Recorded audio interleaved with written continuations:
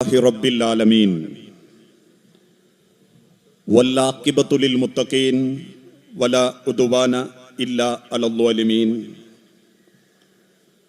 وأصلي وأسلم على أشرف الأنبياء والمرسلين نبينا محمد وعلى آله وأصحابه الفائزين برضا الله. أعوذ بالله من الشيطان الرجيم. بسم الله الرحمن الرحيم. يا أيها الذين آمنوا اتقوا الله حق تقاته ولا تموتن إلا وأنتم مسلمون. بسم الله الرحمن الرحيم. يا أيها الذين آمنوا قوا أنفسكم وأهليكم نارا وقودها الناس والحجارة عليها ملائكة غلاظ شداد لا يعصون الله ما أمرهم ويفعلون ما يؤمرون. رب اشرح لي صدري ويسر لي أمري. വേദിയിലും സദസ്സിലും ഇരിക്കുന്ന ബഹുമാന്യ വ്യക്തിത്വങ്ങളെ, സ്നേഹാദരണീയരായ സഹപ്രവർത്തകരെ, ബഹുമാന്യരായ രക്ഷിതാക്കളെ, സഹോദരങ്ങളെ, സഹോദരിമാരെ, കുടുംബത്തോടൊപ്പം സ്വർഗത്തിലേക്ക് എന്ന വലിയൊരു വിഷയം പരിമിതമായ സമയത്തിനുള്ളിൽ പരസ്പരം പഠിക്കാനും പരിചയപ്പെടാനുമാണ് ഈ സമയവും സന്ദർഭവും നമ്മൾ ഉപയോഗപ്പെടുത്തുന്നത്. നമ്മൾ ജീവിച്ചുകൊണ്ടിരിക്കുന്ന ഈ ലോകത്ത് പലർക്കും പല രീതിയിലുമുള്ള മഹാ അനുഗ്രഹങ്ങൾ അള്ളാഹു നൽകാറുണ്ട്. ചില ആളുകൾക്ക് പണമാണെങ്കിൽ, ചില ആളുകൾക്ക് വലിയ സൗന്ദര്യമാണെങ്കിൽ, ഒരു മനുഷ്യന് ലഭിക്കുന്ന ഏറ്റവും വിലമതിക്കാനാവാത്ത ഒരു മഹാ അനുഗ്രഹം അത് മനസ്സമാധാനത്തോടു കൂടി ജീവിക്കാൻ സാധിക്കുന്ന കുടുംബം കിട്ടുക എന്നുള്ളതാണ്. കാരണം കയ്യിൽ കോടിക്കണക്കിന് പണമുണ്ടായിട്ടും, കാണാൻ ആരും മോഹിക്കുന്ന സൗന്ദര്യമുണ്ടായിട്ടും, നാട്ടിലെ പേരുകെട്ട തറവാട്ടിലെ വാപ്പാന്റെ മക്കളായി തറവാടിന്റെ പോരിശ വാനോളമുണ്ടെങ്കിലും പരസ്പരം സ്നേഹിച്ചും പരസ്പരം വഞ്ചിക്കാതെയും ചതിക്കാതെയും മനസ്സു തുറന്ന് ജീവിക്കാൻ സാധിക്കുക എന്നുള്ളത് അള്ളാഹു ചിലർക്ക് മാത്രം നൽകുന്ന വലിയൊരു അനുഗ്രഹമാണ്. കാരണം നമ്മൾ ജീവിതത്തിൽ അനുഭവിക്കുന്ന ഏതേത് പ്രതിസന്ധികളാവട്ടെ, പ്രയാസങ്ങളാവട്ടെ, അതിനെയൊക്കെ തരണം ചെയ്യാനും അതൊക്കെ ജീവിതത്തിൽ ബാധിക്കാത്ത നിലക്ക് മുൻപോട്ട് പോകാനും ഒരാളെ പര്യാപ്തമാക്കുന്നത് അവന്റെ കുടുംബമാണ്, ആ കുടുംബത്തോടൊപ്പമുള്ള ജീവിതമാണ്. ചില ആളുകൾ പറയാറില്ലേ, വളരെ ടെൻഷൻ അടിച്ച് കച്ചവടത്തിന്റെയും അല്ലാത്തതിന്റെയും ചില സങ്കടങ്ങളൊക്കെയായി ജീവിക്കുന്ന ചില ഭർത്താക്കന്മാർ തന്റെ വീട്ടിലേക്ക് കയറി വരുന്ന സമയത്ത് തർക്കുത്തരങ്ങളോ കുത്തുവാക്കുകളോ പറയാതെ സലാം പറഞ്ഞ് കൈപിടിച്ച് ആ ഭർത്താവിനെ സ്വീകരിച്ചിരുത്തുന്ന ഒരു ഭാര്യയുടെ മനോഭാവം ഏതൊരു ഭർത്താവിന്റെയും അവന്റെ സങ്കടങ്ങൾ മറക്കാൻ കാരണമാക്കാറുണ്ട്. അല്ലെങ്കിൽ വാപ്പയുടെ സാമ്പത്തിക സ്ഥിതി അത്ര പോരാ, വാപ്പക്ക് എന്തൊക്കെയോ സങ്കടങ്ങളുണ്ട്, വാപ്പയും ഉമ്മയും മാനസികമായി എന്തോ പ്രയാസത്തിലാണെന്ന് ബോധ്യപ്പെടുന്ന മക്കൾ മൂത്ത മകള് ഇളയ മകളോട് പറയുന്നു, വാപ്പാനെ ബുദ്ധിമുട്ടിക്കണ്ട, ഉമ്മനെ സങ്കടപ്പെടുത്തണ്ട. ഇങ്ങനെയൊക്കെ പറയുന്ന സമയത്ത് ആ കുടുംബത്തിൽ വലിയ സമാധാനം കണ്ടെത്താൻ സാധിക്കാറുണ്ട്. അതിനു പകരം പരസ്പരം കുറ്റപ്പെടുത്തിയും പോരടിച്ചും വാക്കുകളാൽ മനസ്സുകളെ മുറിപ്പെടുത്തിയും ആരൊക്കെ കുടുംബത്തിൽ പ്രശ്നങ്ങളായി മുൻപോട്ട് പോകുന്നോ ആ കുടുംബങ്ങളൊക്കെ എക്കാലഘട്ടത്തിലും നശിച്ചിട്ടേയുള്ളൂ. ഓരോരുത്തരുടെ മനസ്സറിഞ്ഞ് ഓരോരുത്തരുടെ അവസ്ഥയറിഞ്ഞൊന്ന് ജീവിച്ചു നോക്കൂ. ജീവിതം വലിയ മനോഹരമാകുന്നത് നമുക്ക് കാണാൻ സാധിക്കും. അതുകൊണ്ടാണല്ലോ ഒരിക്കൽ പ്രവാചകൻ സല്ലല്ലാഹു അലൈഹി വസല്ലമ ഒരു വലിയ യാത്ര കഴിഞ്ഞ് വീട്ടിലേക്ക് തിരിച്ചു വരുന്ന സമയം, നമ്മളൊക്കെ ഒരുപാട് തവണ കേട്ട ചരിത്രമാ. പക്ഷേ ആ ചരിത്രത്തിന്റെ പിന്നിലുള്ള ഒരു വലിയ ഗുണപാഠം ഇന്ന് നമ്മളെ കുടുംബത്തിൽ പലരും സ്വന്തം ജീവിതത്തോട് ചേർത്ത് നിർത്താത്തത് കൊണ്ടാ പല കുടുംബങ്ങളും സങ്കടപ്പെടാനുള്ള കാരണം. ആ യാത്രയുടെ ക്ഷീണവുമായി തിരിച്ചു വീട്ടിലേക്ക് വന്ന് തന്റെ വീട്ടിലുള്ള ആയിഷ റളിയല്ലാഹു തആല അൻഹയോട് അല്ലാഹുവിന്റെ റസൂൽ സല്ലല്ലാഹു അലൈഹി വസല്ലമ ചോദിച്ചു, ആയിഷ, വിശന്നിട്ട് വയ്യ, എന്തെങ്കിലും ഉണ്ടോ? ആ ഇരുട്ട് തുറക്കത്ത് നിന്ന് എഴുന്നേറ്റ് ആയിഷ റളിയല്ലാഹു തആല അൻഹ ഭക്ഷണം പാകാൻ വേണ്ടി ചെന്നു. ഉണ്ടായിരുന്ന ഗോതമ്പെടുത്ത് അതിലേക്ക് അല്പം വെള്ളം ചേർത്ത് അത് കുഴച്ച്, ആ കുഴക്കുന്നത് വരെ അള്ളാഹുവിന്റെ തിരുദൂതൻ അത് ശ്രദ്ധിക്കുന്നുണ്ട്. പിന്നീട് അല്പസമയം അവിടെ നിന്ന് മാറി തിരിച്ചകത്തേക്ക് കയറി വന്ന അള്ളാഹുവിന്റെ പ്രവാചകൻ സല്ലല്ലാഹു അലൈഹി വസല്ലമ കാണുന്നത് ആ കുഴച്ചു വെച്ച മാവിന്റെ അരികിൽ ഉറങ്ങിക്കിടക്കുന്ന ആയിഷ ബീവി റളിയല്ലാഹു അൻഹാനെ. മുഖത്തൊരൽപ്പ പുഞ്ചിരിയോടെ ആയിഷ ബീവിയെ തട്ടി വിളിക്കാതെ ആ കുഴച്ചു വെച്ച മാവെടുത്ത് ചുട്ട് റൊട്ടിയാക്കി ആ ചൂടുള്ള റൊട്ടി ആയിഷ റളിയല്ലാഹു തആല അൻഹാന്റെ മുൻപിൽ വെച്ച് പതുക്കെ അള്ളാഹുവിന്റെ തിരുദൂതൻ ആയിഷ ബീവിനെ തട്ടി വിളിച്ചു. ഞെട്ടിപ്പിടഞ്ഞെഴുന്നേൽക്കുന്ന ആയിഷ റളിയല്ലാഹു തആല അൻഹ, നമ്മളെ ഉമ്മ സങ്കടം കൊണ്ട് കണ്ണു നിറഞ്ഞു നിൽക്കുമ്പോ ആ ഒരു റൊട്ടിക്കഷണത്തിന്റെ ഒരു ഭാഗം മുറിച്ചെടുത്ത് ആയിഷ ബീവിയുടെ വായിലേക്ക് വെച്ചുകൊടുത്ത്, എനിക്ക് നിന്നെ അറിയില്ലേ ആയിഷ എന്ന് ചോദിക്കുന്നൊരു തിരിച്ചറിവുണ്ട്. അതാണ് മനുഷ്യരെ കുടുംബം. ഓരോന്നും ഓരോ മനസ്സിനനുസരിച്ച്, ചിന്തകൾക്കനുസരിച്ച് പരസ്പരം ബഹുമാനിക്കുന്ന കുടുംബം, ആദരിക്കുന്ന കുടുംബം. ലോകത്തിന്റെ പ്രവാചകൻ സല്ലല്ലാഹു അലൈഹി വസല്ലമ വിശുദ്ധ ഖുർആനിലൂടെ പഠിപ്പിച്ചതും അത് തന്നെയാ. വമിൻ ആയാതിഹി അൻ ഖലഖ ലക്കും മിൻ അൻഫുസികും അസ്വാജൻ. മനുഷ്യരെ, നിങ്ങൾക്ക് അല്ലാഹു നിങ്ങളിലുള്ള ഇണയെയാണ് കണ്ടെത്തി തന്നത്. സ്വാഭാവികമായും അക്കാലഘട്ടത്തിലെ ആളുകളും ഇന്നത്തെ ചില ആളുകളും ചോദിച്ച ചോദ്യം, പൂച്ചക്ക് പൂച്ചയാണ് ഇണ, നായക്ക് നായയാണ് ഇണ, പിന്നെന്തിനാ പ്രപഞ്ചത്തിന്റെ സൃഷ്ടാവായ അല്ലാഹു മനുഷ്യന് മനുഷ്യൻ തന്നെയാണ് ഇണ എന്ന് പറയാനുള്ള കാരണം? അതിനുള്ള മറുപടി, ഒരു മനുഷ്യൻ മറ്റൊരു മനുഷ്യന് കൊടുക്കുന്ന ഏറ്റവും വലിയ പദവി എന്താണെന്നറിയോ? മനുഷ്യൻ എന്ന പരിഗണനയാണ്. അതുകൊണ്ടാ വിശുദ്ധ ഖുർആൻ ഒരിക്കൽ പോലും ഭാര്യ എന്ന് പ്രയോഗിച്ചിട്ടില്ല. എന്തുകൊണ്ടാ?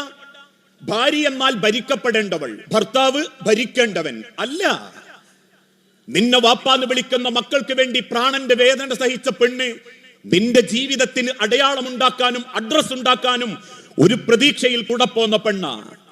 10-22 കൊല്ലം വാപ്പാന്റെ രാജകുമാരിയായി വളർന്ന് അവസാനം നിക്കാഹിന്റെ വേദിയിൽ വാപ്പാന്റെ കൈപിടിച്ച് കബിൽത്തു എന്ന് ആത്മാഭിമാനത്തോടു കൂടി പറയുമ്പോ ഓരോ വാപ്പമാരും ആണിന്റെ കൈ പിടിച്ച് പറയുന്ന ഒരു വാക്കുണ്ട്, എന്റെ മകൾ എന്റെ രാജകുമാരിയാ മോനെ, അവളെ കൊണ്ടുപോയി വേലക്കാരി മാത്രമാക്കരുതേ എന്ന ഒരു വാപ്പയുടെ ഉമ്മയുടെ പ്രാർത്ഥനയുടെ സങ്കടത്തിൽ നിന്ന ഒരു പെണ്ണിനെ നമ്മളെ കയ്യിലേക്ക് കിട്ടുന്നത്. അതുകൊണ്ട് തന്നെ എന്നെ പോലെ അവൾക്ക് ആഗ്രഹങ്ങളുണ്ട്, സ്വപ്നങ്ങളുണ്ട്. അവളും ജീവിതത്തെ പറ്റി വലിയ സങ്കല്പങ്ങളുണ്ട്.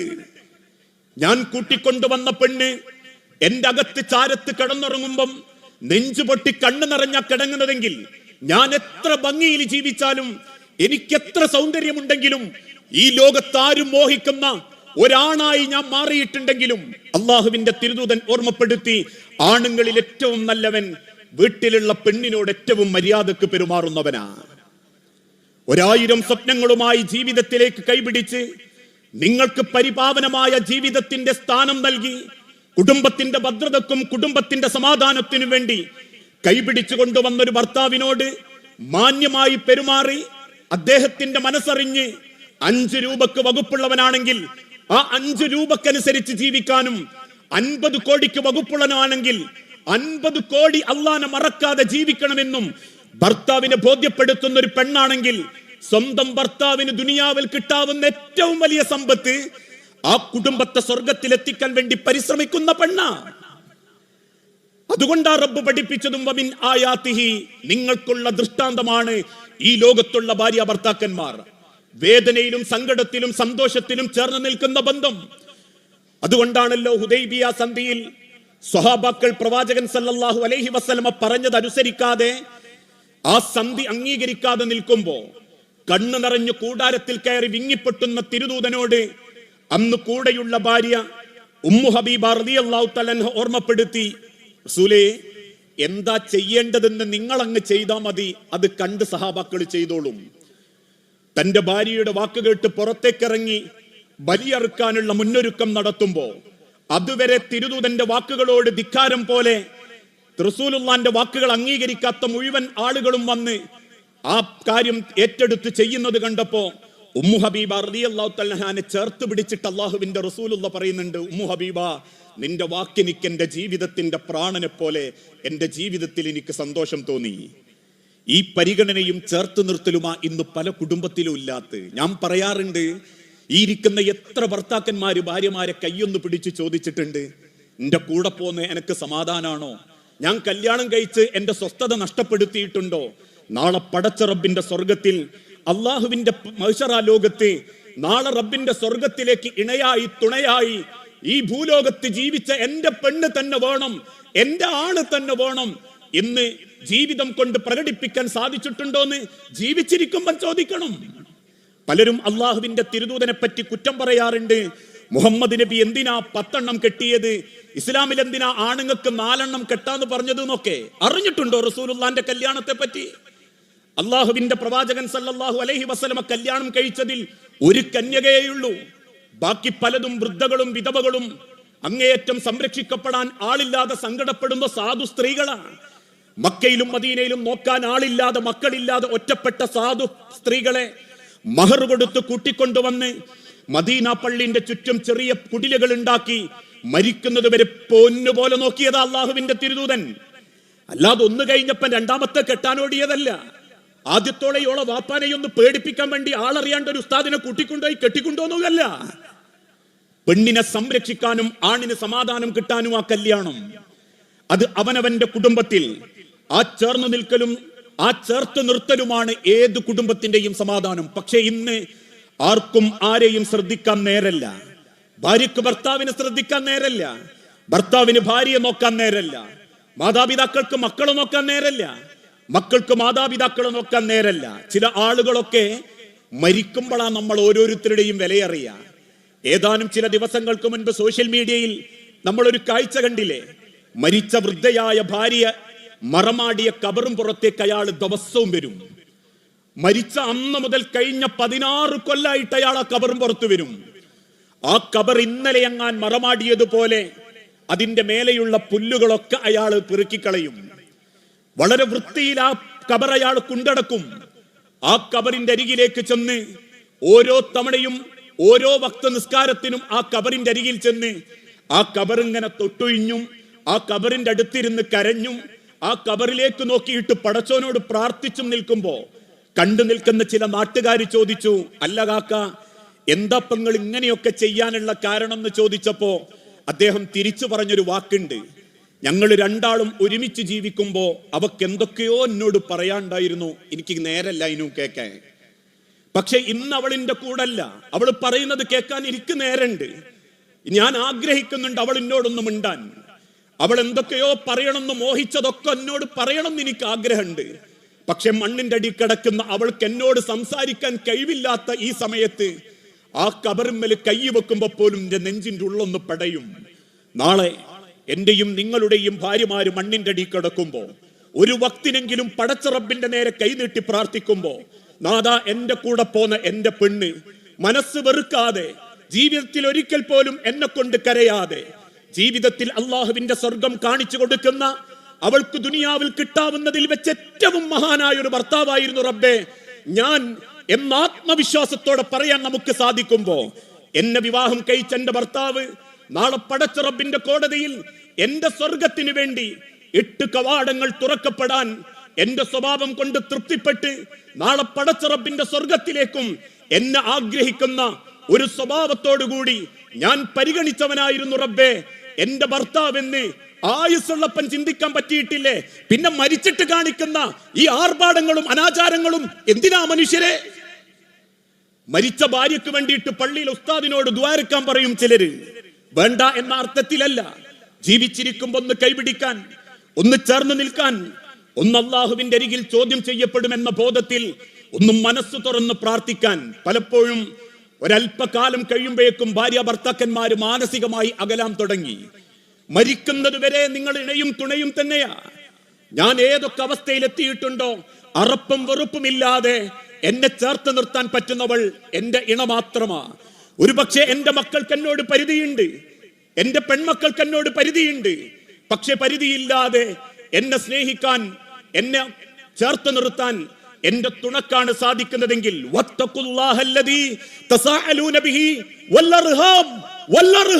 മനുഷ്യരെ നാളെ പടച്ച റബ്ബിന്റെ കോടതിയിൽ നെറ്റിത്തടത്തിലെ നിസ്കാരത്തഴമ്പ് കൊണ്ടും ഉടുക്കുന്ന സലഫി പർദ്ദകളെ കൊണ്ടും ഓതിത്തീർത്ത ഖുർആനിക വചനങ്ങളെ കൊണ്ടും സ്വർഗം കിട്ടുമെന്ന് നിങ്ങൾ പ്രതീക്ഷിക്കുന്നുണ്ടെങ്കിൽ നിങ്ങൾ സൂക്ഷിക്കണം.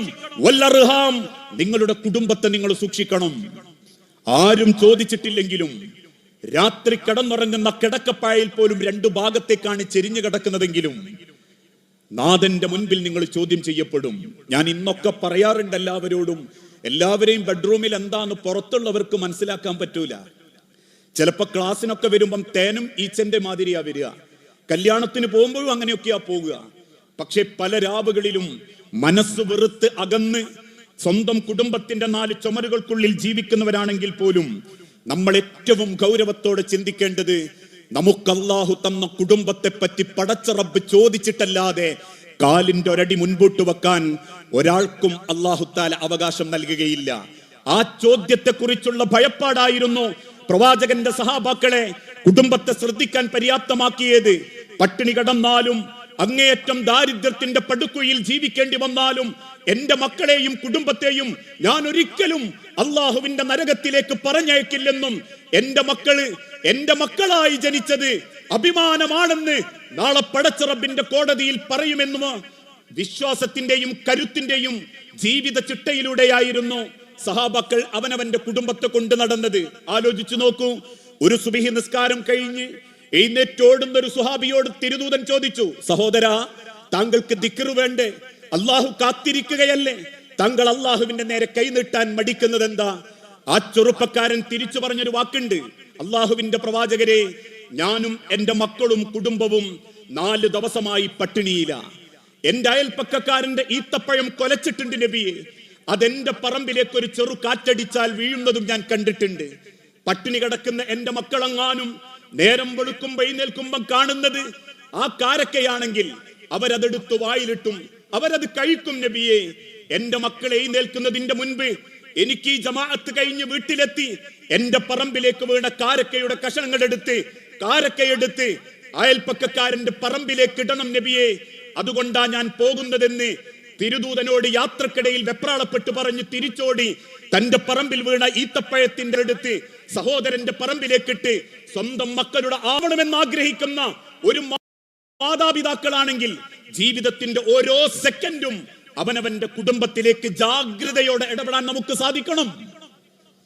അതുകൊണ്ടാണല്ലോ അള്ളാഹുവിന്റെ തിരുദൂതൻ ബദർ യുദ്ധത്തിന് വേണ്ടി സഹാബാക്കൾ ഒരുമിപ്പിച്ചു കൂട്ടാൻ തുടങ്ങി. ഇസ്ലാമിക ചരിത്രത്തിൽ ഇതുപോലൊരു വാപ്പനെയും മകനെയും കാണാൻ പറ്റൂലെന്നാ. ബദർ യുദ്ധത്തിന് വേണ്ടി സഹാബാക്കളെ ഒരുക്കി നിർത്തുമ്പോ അൻസാരികളുടെ കൂട്ടത്തിലുള്ള സഅദ് ബിൻ ഖൈസമ റളിയല്ലാഹു അൻഹു ആ യുദ്ധത്തിന് പോകാൻ വേണ്ടി ഒരുങ്ങി നിന്നു. വാപ്പ ഖൈസമാന്റെ അരികിൽ ചെന്ന് സഅദ് റളിയല്ലാഹു അൻഹു ചോദിച്ചു, വാപ്പ, നിങ്ങളെ വാൾ എനിക്ക് വേണം. തിരുദൂതന്റെ കൂടെ ബദർ യുദ്ധത്തിൽ പങ്കെടുക്കാൻ ഞാനും ആഗ്രഹിക്കുന്നുണ്ട്. ആ പിതാവ് തിരിച്ചു പറഞ്ഞ മറുപടി, മോനെ, വാപ്പ പങ്കെടുത്തോളാം, മകൻ ഇനിയും അവസരം കിട്ടും. ആ പിതാവിന്റെ മുഖത്ത് നോക്കി സഅദ് റളിയല്ലാഹു അൻഹു തിരിച്ചു പറഞ്ഞു, ഉപ്പ, ഞാൻ ജനിച്ച അന്ന് മുതൽ നിങ്ങൾ എന്നെ മോഹിപ്പിക്കുന്നതാണ് സ്വർഗം. നിങ്ങളുടെ വാക്കുകളിലും നിങ്ങളുടെ ചരിത്രത്തിലും ഞാൻ ആ സ്വർഗം പലപ്പോഴും കണ്ടിട്ടുണ്ട് വാപ്പ. താങ്കളെക്കാൾ മുൻപ് ഈ ദുനിയാവുന്ന അള്ളാഹുവിന്റെ സ്വർഗം കിട്ടാൻ എനിക്കാണ് അർഹതയെങ്കിൽ ഞാൻ ആ യുദ്ധത്തിൽ പങ്കെടുക്കും. മകന്റെ കയ്യിലേക്ക് വാള് വെച്ചു കൊടുത്ത് ഖൈസമ റളിയല്ലാഹു അൻഹു പ്രാർത്ഥിച്ചു മകനെ യാത്രയാക്കി.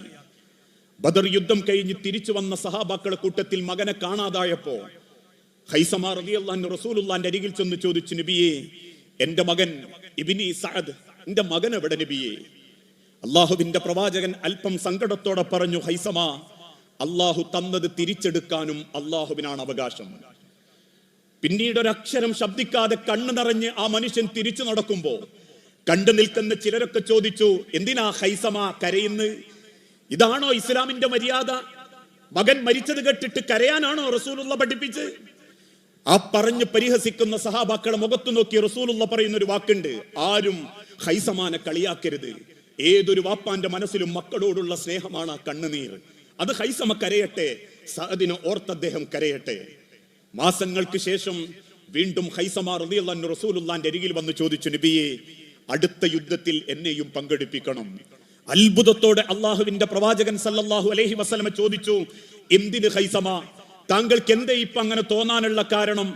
വിങ്ങിപ്പൊട്ടി ഹൈസമ റളിയല്ലാഹു അൻഹു തിരിച്ചു പ്രവാചകന്റെ മുഖത്ത് നോക്കി പറഞ്ഞൊരു വാക്കുണ്ട്, റസൂലേ, പല രാത്രികളിലും എന്റെ സ്വപ്നത്തിൽ എന്റെ മകനെ ഞാൻ കാണുന്നുണ്ട്.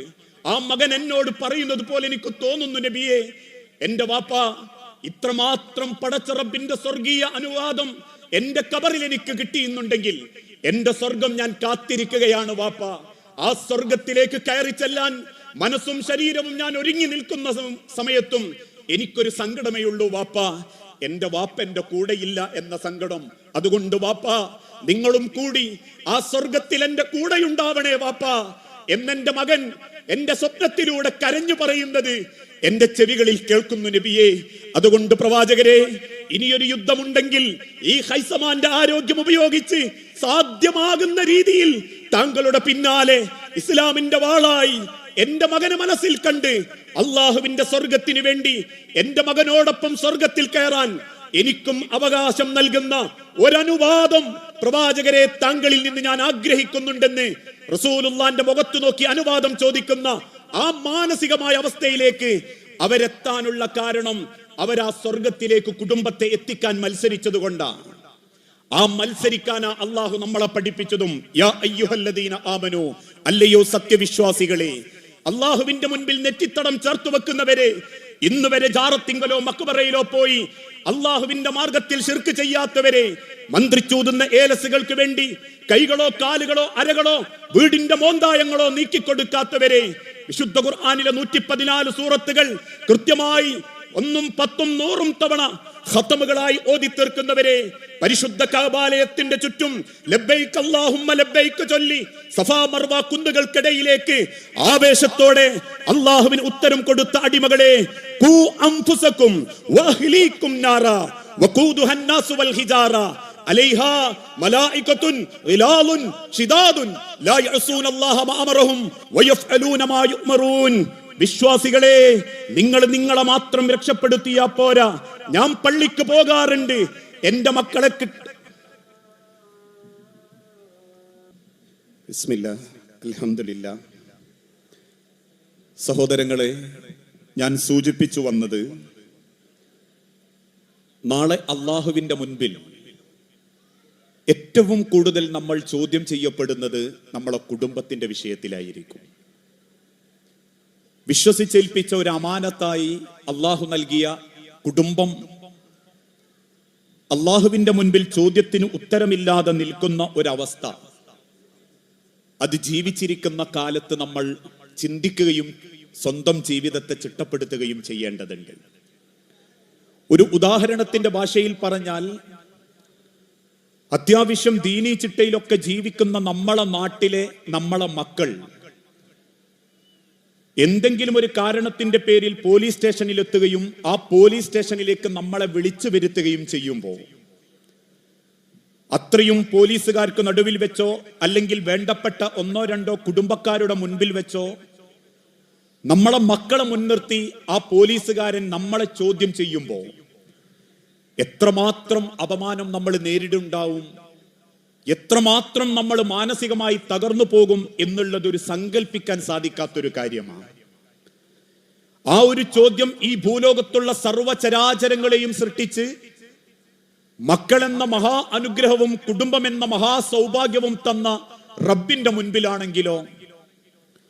അതുകൊണ്ടാണ് ഖൂ അൻഫുസകും വഅഹ്ലീകും നാറാ, നിങ്ങൾ നിങ്ങളെ കാര്യം മാത്രം ശ്രദ്ധിച്ചാൽ പോരാ, അവനവന്റെ കുടുംബത്തെയും കൂടി ശ്രദ്ധിക്കണമെന്ന് വിശുദ്ധ ഖുർആനിലൂടെ അല്ലാഹു തആല ഓർമ്മപ്പെടുത്താനുള്ള കാരണം, ഇന്ന് എല്ലാ രംഗത്തും ജീർണത ബാധിക്കുന്നത് പോലെ നമ്മുടെ മക്കളുടെ വിശ്വാസ രംഗത്ത് പോലും വലിയ ജീർണത ബാധിച്ചുകൊണ്ടിരിക്കുകയാണ്. നിരീശ്വരവാദം പടർന്നു പിടിക്കുകയും ലിബറൽ ചിന്താഗതിക്കനുസരിച്ച് മക്കൾ ജീവിക്കുകയും പെണ്ണ് പെണ്ണിനെയും ആണ് ആണിനെയും കല്യാണം കഴിക്കുന്ന മാനസിക താല്പര്യത്തിലേക്ക് അവരെത്തിപ്പെടാൻ തുടങ്ങി. ഞരമ്പുകളിൽ കുത്തിവെക്കലും മൂക്കിലേക്ക് വലിച്ചു കയറ്റലും, മുതിർന്നവരോട് തർക്കുത്തരം പറയവരും ചെറിയവരോട് കാരുണ്യമില്ലാതെ പെരുമാറലും, ആളുകൾക്ക് മുൻപിൽ വലിയ സംസാരങ്ങൾ സംസാരിക്കലും ഹീറോയിസമാണ് എന്ന് തെറ്റിദ്ധരിപ്പിക്കുന്ന കാലഘട്ടം. വിശ്വാസ രംഗത്ത് പോലും നമ്മളെ മക്കൾ അബദ്ധത്തിലേക്ക് എത്താൻ തുടങ്ങി. എന്തിനാണ് മതം? ആ മതമല്ലേ എല്ലാ പ്രശ്നങ്ങൾക്കും കാരണമെന്ന് ചോദിക്കുന്ന നിരീശ്വരവാദികളുടെ, ലിബറലുകളുടെ ചിന്തകൾക്കനുസരിച്ച് മുവഹിദായ വാപ്പാന്റെ മക്കൾ പോലും, മുവഹിദായ ഉമ്മാന്റെ മക്കൾ പോലും മതത്തെ വെറുക്കാൻ തുടങ്ങി. വളരുന്ന പെൺമക്കളോട് ചിലർ ബോധ്യപ്പെടുത്തി കൊടുത്തു, വിവാഹം കഴിക്കരുത്, ബാധ്യതയാ. സ്വന്തമായി പഠിച്ച് കാലിൽ നിന്ന് ആണിനെ പോലെ ജീവിക്കണം, ആണിനെ പോലെ വരുമാനമുണ്ടാക്കണം, അതുകൊണ്ട് വിവാഹം എന്ന കെട്ടിക്കൂട്ടലിന്റെ ഉള്ളിലേക്ക് പോകരുത് എന്ന് പല പെൺമക്കളുടെ മനസ്സുകളിലും കുത്തിവെച്ചതിന്റെ പരിണിത ഫലമാ ഇന്നും 24, 25, 26 വയസ്സായിട്ടും വിവാഹത്തിന്റെ താല്പര്യം കാണിക്കാതെ അവനവന്റെ ജീവിതം മാത്രം ഇഷ്ടപ്പെട്ട് ജീവിക്കുന്ന മക്കൾ.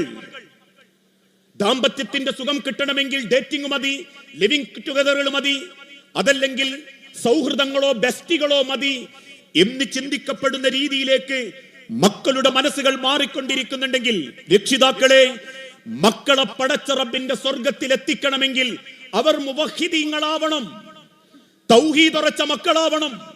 ലുക്മാൻ അലൈഹി സ്വലാത്തു വസ്സലാമ മരണത്തിന്റെ തൊട്ടു മുൻപ് ചോദിക്കുന്നില്ലേ, മക്കളെ എനിക്ക് ശേഷം നിങ്ങൾ ആരാരാധിക്കും? യാക്കൂബ് നബി അലൈഹി സ്വലാത്തു വസ്സലാമ ഉറപ്പുവരുത്തുന്നു, മക്കളെ എനിക്ക് ശേഷം നിങ്ങൾ ആരാധിക്കും? റബ്ബിന്റെ കോടതിയിൽ അള്ളാഹു പരിഗണിക്കുന്നത് ആദർശ ബന്ധം കൊണ്ട്, കുടുംബ ബന്ധം കൊണ്ട് മാത്രമല്ല. മഹാനായ നൂഹ് നബി അലൈഹി സ്വലാത്തു വസ്സലാമയുടെ ചരിത്രം അള്ളാഹു വിശുദ്ധ ഖുർആനിലൂടെ പഠിപ്പിച്ചിട്ടുണ്ട്. നൂഹിന്റെ മകൻ അവിശ്വാസികളിൽ പെട്ടവനായിരുന്നു. കപ്പൽ നിർമ്മിക്കുന്ന സമയത്ത് പിതാവിന്റെ മുഖത്ത് നോക്കി ആ മകൻ പറഞ്ഞൊരു വാക്കുണ്ട്, വാപ്പാ, വല്ല പാറയുടെ മുകളിലും കയറി മലമുകളിലും കയറി ഞാൻ അങ്ങ് രക്ഷപ്പെട്ടുകൊള്ളാം. പ്രളയം കുത്തിയൊലിച്ചു വന്നു. ആ പ്രളയത്തിൽപ്പെട്ട് മകൻ വെപ്രാളപ്പെട്ട് ശ്വാസം മുട്ടി വെള്ളത്തിൽ മുങ്ങിത്താഴുന്നത് കണ്ടപ്പോ വനാദാ നൂഹുൻ റബ്ബഹു ഫഖാല റബ്ബി ഇന്നി ബിനി മിൻ അഹ്ലി, മുങ്ങിത്താഴുന്ന മകന്റെ മുഖത്തേക്ക് നോക്കി നൂഹ് നബി അല്ലാഹുവിനോട് പ്രാർത്ഥിച്ചൊരു പ്രാർത്ഥനയുണ്ട്, റബ്ബി ഇന്നി ബിനി മിൻ അഹ്ലി, പടച്ച റബ്ബേ, എന്റെ മകൻ, എന്റെ ചോര, എന്റെ കുടുംബമാ റബ്ബേ, അവൻ എന്റെ അഹ്ലാണ് റബ്ബേ. അള്ളാഹു ഒരു വാക്ക് കൊടുത്തിരുന്നു, നൂഹേ, നിന്റെ മക്കളെ, കുടുംബത്തെ ഞാൻ അതിൽ നിന്നും രക്ഷപ്പെടുത്തിയിരിക്കുമെന്ന്.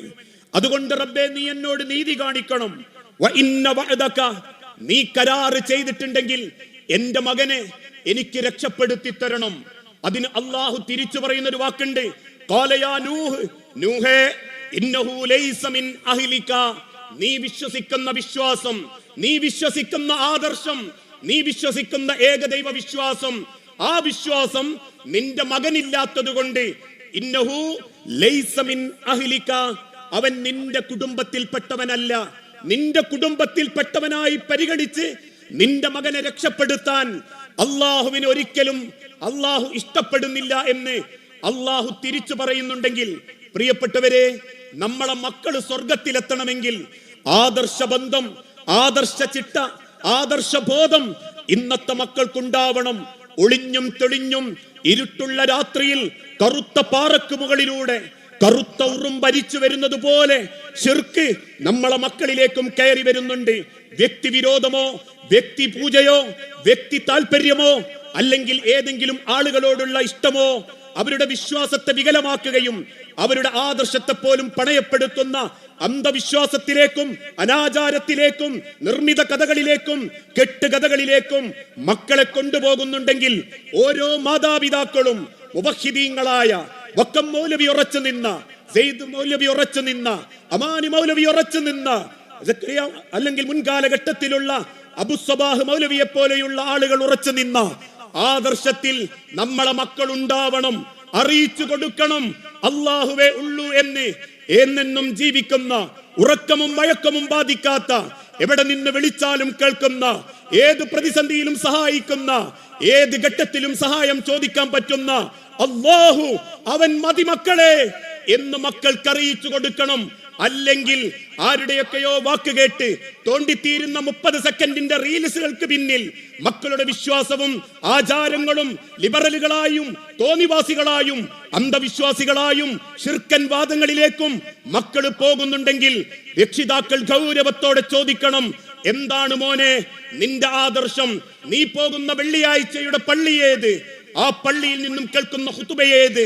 ആ ഖുതുബയിൽ നിനക്ക് മനസ്സിലായതെന്ത്? നീ ഓതുന്ന ആയത്തുകളുടെ നിർവചനം എന്ത്? എന്നിങ്ങനെ ചോദിച്ച് പഠിച്ച് പഠിപ്പിച്ച് മക്കളെ ആദർശബോധത്തോടുകൂടി തൗഹീദിൽ ഉറപ്പിച്ചു നിർത്താൻ നമ്മളെ കൊണ്ട് സാധിക്കേണ്ടതുണ്ട്. മക്കൾക്ക് മാത്രമല്ല, ഭാര്യമാർക്കും. എത്ര ഭാര്യമാരുണ്ട് ആദർശബോധം നഷ്ടപ്പെട്ടു പോയവർ. കൂട്ടത്തിൽ വരുമ്പോ അങ്ങ് നന്നാക്കാം, അവർക്ക് ദീൻ അറിയിച്ചു കൊടുക്കാം എന്ന് മോഹിപ്പിച്ച് കല്യാണം കഴിച്ചതിന് ശേഷം ഇന്ന് വരെ ഒരു വെള്ളിയാഴ്ച പള്ളിയിലേക്ക് കൊണ്ടുപോകാത്തവരുണ്ട്. എന്തിനാ പള്ളി എന്ന് ചോദിച്ചാൽ അതിനൊരു ഉത്തരമേയുള്ളൂ, അൽ ഈമാനു യസീദു വയൻകുസു. ഈമാൻ ചിലപ്പോ കുറയും, ചിലപ്പോ കൂടും.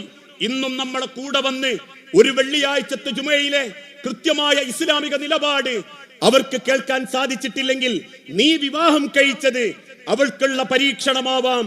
അവൾ ഇന്നും അന്ധവിശ്വാസിയാണെങ്കിൽ, അവൾ ഇന്നും മൗലൂദിന് പോകുന്നുണ്ടെങ്കിൽ, അവൾ ഇന്നും കുത്തുറാത്തീബ് ആഗ്രഹിക്കുന്നുണ്ടെങ്കിൽ, അവൾ ഇന്നും വാപ്പാന്റെ ആണ്ട് കഴിക്കുന്നുണ്ടെങ്കിൽ, അവൾ ഇന്നും ആചാരങ്ങൾ മാറ്റുന്നില്ലെങ്കിൽ, അവൾ ഇന്നും കസവെടുക്കുന്നുണ്ടെങ്കിൽ, അവൾ ഇന്നും പൂപ്പലി പാടുന്നുണ്ടെങ്കിൽ, അവൾ ഇന്നും അന്ധവിശ്വാസത്തിൽ പോകുന്നുണ്ടെങ്കിൽ, അവൾക്ക് കിട്ടിയ ഏറ്റവും വലിയ പരീക്ഷണം ഭർത്താവ് എന്ന നീയായിരിക്കും.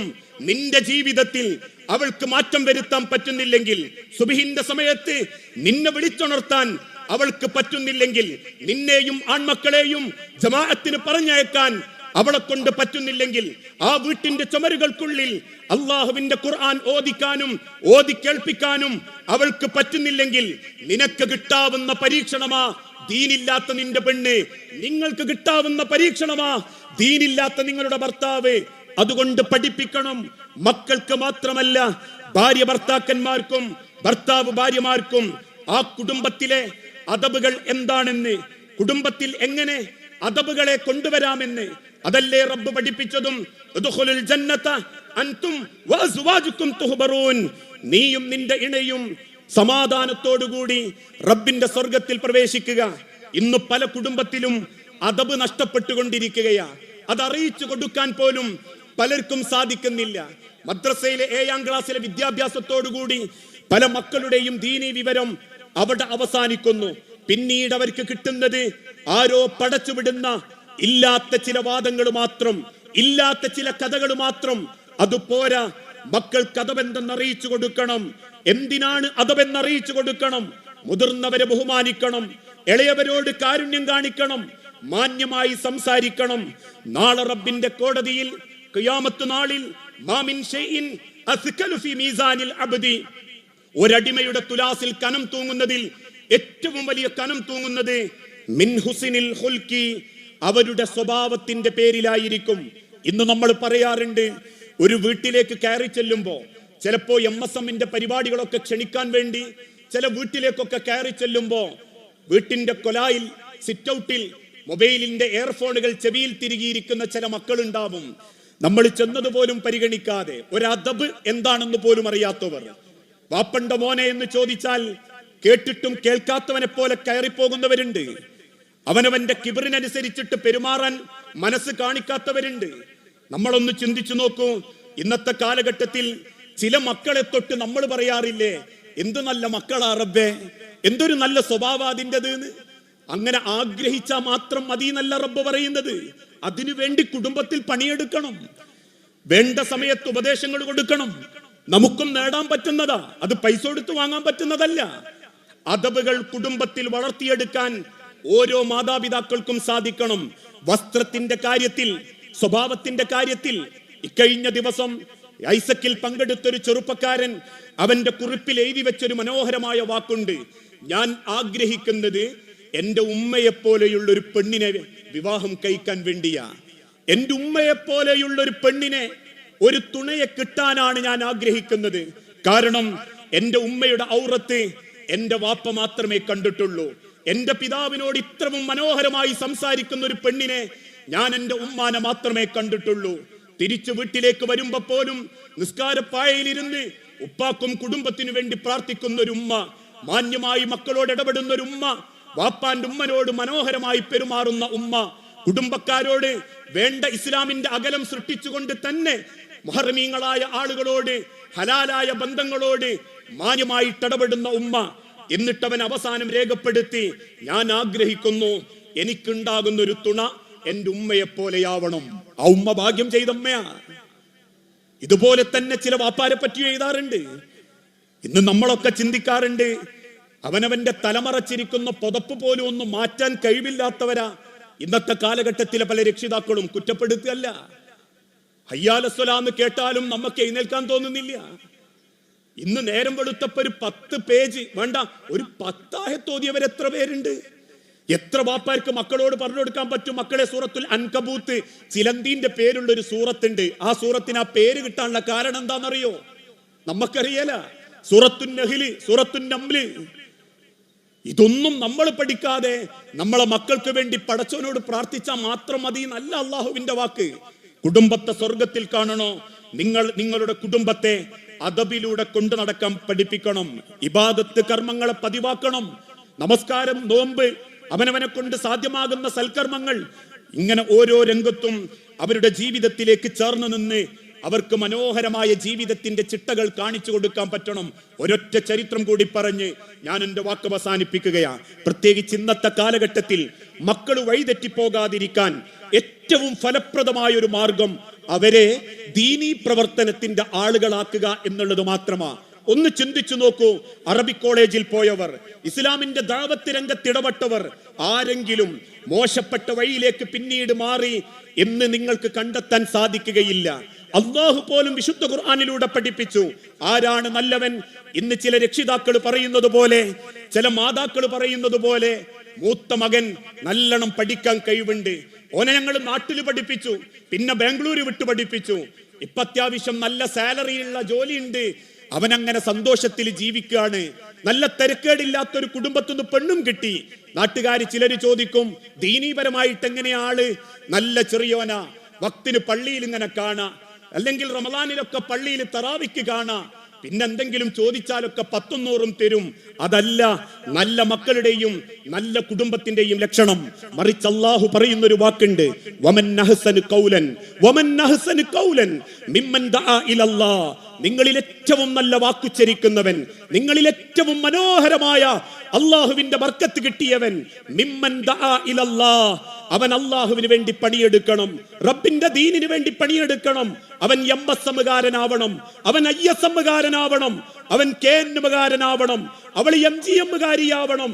കാരണം ഈ ലോകത്തിന്റെ വെളിച്ചം അള്ളാഹു നമുക്ക് തന്നിട്ടുണ്ടെങ്കിൽ ഇപ്പോഴും കുടുംബത്തിൽ അന്ധവിശ്വാസവും അനാചാരവും പേറി ജീവിക്കുന്ന ആയിരക്കണക്കിന് കുടുംബക്കാരുണ്ടെങ്കിൽ, കൂടെ കിടക്കുന്ന പെൺകുട്ടികൾ, ക്ലാസ്മേറ്റുകൾ, റൂംമേറ്റുകൾ ഇന്നും അന്ധവിശ്വാസത്തിൽ ജീവിക്കുന്നുണ്ടെങ്കിൽ അവർക്ക് മുൻപിൽ ആരാണ് റബ്ബെന്ന് ബോധ്യപ്പെടുത്തി കൊടുക്കാൻ, അവർക്ക് മുൻപിൽ എന്താണ് ഇസ്ലാം എന്ന് ബോധ്യപ്പെടുത്തി കൊടുക്കാൻ, അവർക്ക് മുൻപിൽ നാളെ ഒരു ലോകമുണ്ടെന്ന് ബോധ്യപ്പെടുത്തി കൊടുക്കാൻ മുന്നിട്ടിറങ്ങണം. അവരെയാ റബ്ബ് ഇഷ്ടപ്പെടുന്നത്. കാരണം ഈ നാട് നശിച്ചുകൊണ്ടിരിക്കുകയാ. അന്ധവിശ്വാസങ്ങളും അനാചാരങ്ങളും ലിബറൽ ചിന്താഗതിയും സ്വവർഗരതിയും ഗേസെക്സും നിയമപ്രാബല്യത്തിൽ കൊണ്ടുവന്നുകൊണ്ടിരിക്കുന്ന ഒരു കാലഘട്ടം.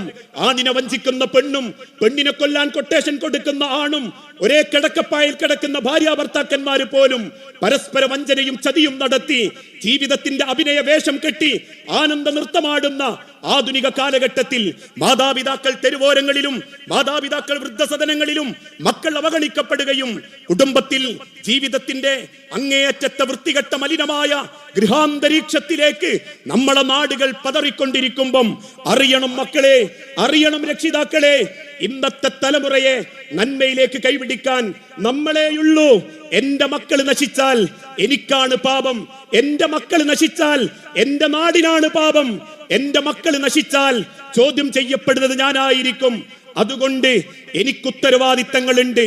അധ്വാനിച്ച് പണം കണ്ടെത്തി ഭക്ഷിപ്പിക്കുക എന്നത് മാത്രമല്ല, സ്വദേശത്തും വിദേശത്തും വിട്ട് പഠിപ്പിക്കുക എന്നത് മാത്രമല്ല, മറിച്ച് എന്റെ മക്കൾ ഏതു വക്ത് നമസ്കരിക്കുന്നു, അവന്റെ അള്ളാഹുവിന്റെ മുൻപിൽ അവനൊപ്പം സുജൂദ് ചെയ്യുന്ന സുജൂദിൽ എത്ര അവയവങ്ങൾ അവൻ നെറ്റിയായി ചേർത്ത് വെച്ചിട്ടുണ്ട്, അവന്റെ വാക്കുകൾ, അവന്റെ പെരുമാറ്റങ്ങൾ, അവന്റെ ഓത്തുകൾ എത്ര മനോഹരമാക്കാൻ സാധിക്കുന്നുണ്ട്. ആ അറിവ് കിട്ടാതെയാണ്, ആ അറിവില്ലാതെയാണ് ഒരു വാപ്പ മകനെ കാണുന്നതെങ്കിൽ, ഒരു മക്കൾ വാപ്പമാരെ കാണുന്നതെങ്കിൽ ഉറപ്പിച്ചോ, അള്ളാഹു പറയുന്ന ഒരു വാക്കുണ്ട്, നല്ല വാപ്പാന്റെ മക്കളായി, നല്ല മക്കളുടെ വാപ്പയായി ഈ ഭൂലോകത്ത് നിന്നും തിരിച്ചു പോകാൻ പറ്റിയിട്ടില്ലെങ്കിൽ അതിന്റെ ഏറ്റവും ചെറിയ ഒരു അടയാളമാ മരിച്ച വാപ്പാന്റെ മയ്യത്ത് പള്ളിയിലെ ഒന്നാമത്തെ സഫിൽ കൊണ്ടുവച്ചു. തലക്കും ഭാഗത്ത് മകൻ നിന്നു. ഉമ്മയാണ് മരിച്ചതെങ്കിൽ മധ്യഭാഗത്ത് മകൻ നിന്നു. കൈകെട്ടി നമസ്കരിക്കുന്നവന് എത്ര തക്ബീർ എന്നറിയില്ല. പോട്ടെ, മൂന്നാമത്തെ തക്ബീറിന് ശേഷം അല്ലാഹുമ്മ ഇഗ്ഫിർ ലഹു വർഹംഹു വഫീഹി വഅഫു അൻഹു വഅക്രിം നുസുലഹു വവസ്സി മദ്ഖലഹു. ഹൃദയം നുറുങ്ങി, നെഞ്ചു പൊട്ടി, ആയുസ് നീട്ടിത്തന്ന, ജീവൻ തന്ന മാതാപിതാക്കളും ജീവൻ തന്ന റബ്ബിനോട് കൈനീട്ടി ഒരു മകൻ പറയുന്നു, നാദാ ഇതെന്റെ വാപ്പയാ, ഇതെന്റെ ഉമ്മയാ റബ്ബേ, അതുകൊണ്ട് നാദാ ഇഗ്ഫിർ ലഹു വർഹംഹു എന്ന് മനസ്സ് തുറന്ന് പറയുന്ന ഒരു മക്കളുടെ പ്രാർത്ഥന, ഒരു ഹൃദയത്തിന്റെ തേങ്ങൽ, ഒരു നാവിന്റെ ദിക്റ് ലഭിക്കാൻ ഭാഗ്യമില്ലാത്തവരായി പോയിട്ടുണ്ടെങ്കിൽ ഈ ലോകത്തിൽ നിന്നും തിരിച്ചു പോകുന്ന ഏറ്റവും വലിയ ഹതഭാഗ്യവാന്മാരായ മാതാപിതാക്കൾ ഒരു പ്രാർത്ഥന പോലും നല്ല നിലക്ക് കിട്ടാതെ തിരിച്ചു പോകേണ്ടി വരുന്ന രക്ഷിതാക്കളാ. അതിൽ നമ്മൾ പെടാതിരിക്കാൻ നാളെ ഒരു മരണമുണ്ടെന്ന് മക്കളെ ബോധ്യപ്പെടുത്തി കൊടുക്കുക. ഈ ജീവിക്കുന്ന ജീവിതം അവസാനിക്കുന്നത് 6 അടി മണ്ണില. റബ്ബ് ഓർമ്മപ്പെടുത്തിയതുപോലെ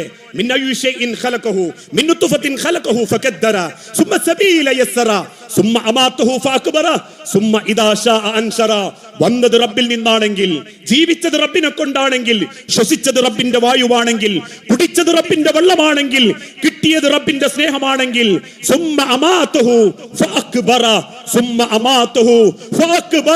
ഇത് അവസാനിക്കുന്ന ഒരു ദിവസമുണ്ട്, മണ്ണിൽ വെക്കുന്ന ഒരു ദിവസമുണ്ട്, തിരിച്ചു പോകേണ്ട ഒരു ദിവസമുണ്ട്.